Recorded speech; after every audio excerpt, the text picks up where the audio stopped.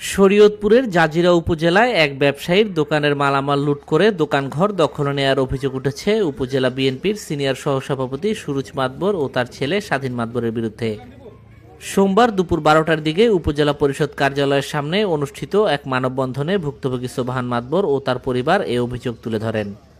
মানববন্ধনকারীরা জানান, জাজিরা উপজেলার ডুবি সাহেবর বন্দর কাজিরহাট এলাকায় ক্রয়কৃত জমিতে গত 8 বছর ধরে ব্যবসা করছেন সোবহান মাতবর।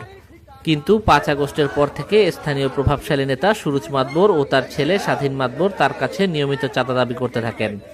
চাঁদা দিতে অস্বীকৃতি জানানোর পর গত মঙ্গলবার দিবাগত রাতে দোকানের প্রায় 50 লাখ টাকার মালামাল লুট করে দোকানঘরটি দখলে নেন তারা। দ্রুত দোকানঘর ফেরত ও দোষীদের বিরুদ্ধে আইনগত ব্যবস্থা নেওয়ার দাবি জানান ভুক্তভোগী পরিবারটি। আমাদের দোকান সুরুজ মাতবর এবং স্বাধীন মাতবর এরা আমাদের কাছে চাঁদা চাইছে, ওইটা আমি না দেওয়ানে আমার উপরে আরো খেপা।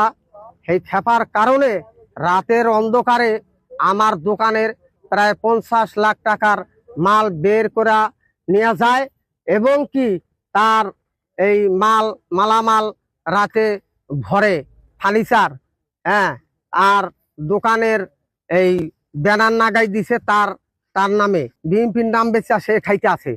ঠিক আছে, আমার কাছে টাকা চায়, ওই না দেওয়ার কারণে এই আমার এই অত্যাচার করছে।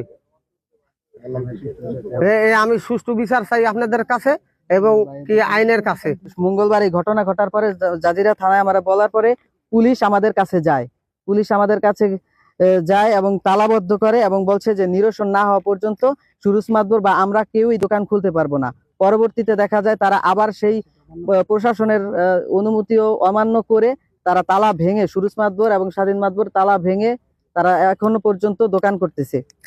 কোন পেশি শক্তিতে, কিসের শক্তিতে যে তারা করতেছে, এটা আমার প্রশ্ন থেকে গেল। আর আমি এর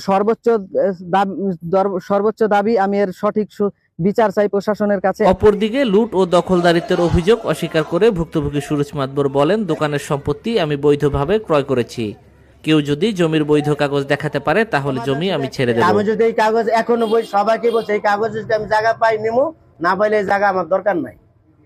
আমি কাগজ অনুযায়ী চাই, কাগজে পাইলে দিবেন, না পাইলে আমি নাই। 5 আগস্টের পরে এই ঘর তারা এক জায়গায় ভাড়া দিছিল, ভাড়া দেওয়ার পরে এই ভাড়াইটা মাল নিয়ে গেছে গা, ঘর খালি আসলো। খালি থাকার পরে একটা কিছুই ছিল না ঘরে। আমরা খোলার পরে আমাদের যে মাল সামান নিয়ে আমাদের জায়গা আমরা ফেরত পাইছি। আমরা ব্যবসা বাণিজ্য করে আসছি, ফার্নিচার ব্যবসা, আমাদের ফার্নিচার মাল। কিন্তু এখানে কোনো জবরদখল না, কোনো কিছুই না। এখানে ভুয়া বানোয়াট সামাজিক যোগাযোগ ওরা যে আমার বিরুদ্ধে প্রচারণা করতেছে, মানববন্ধন করতেছে, এটা সম্পূর্ণ মিথ্যা। এটা তীব্র নিন্দা।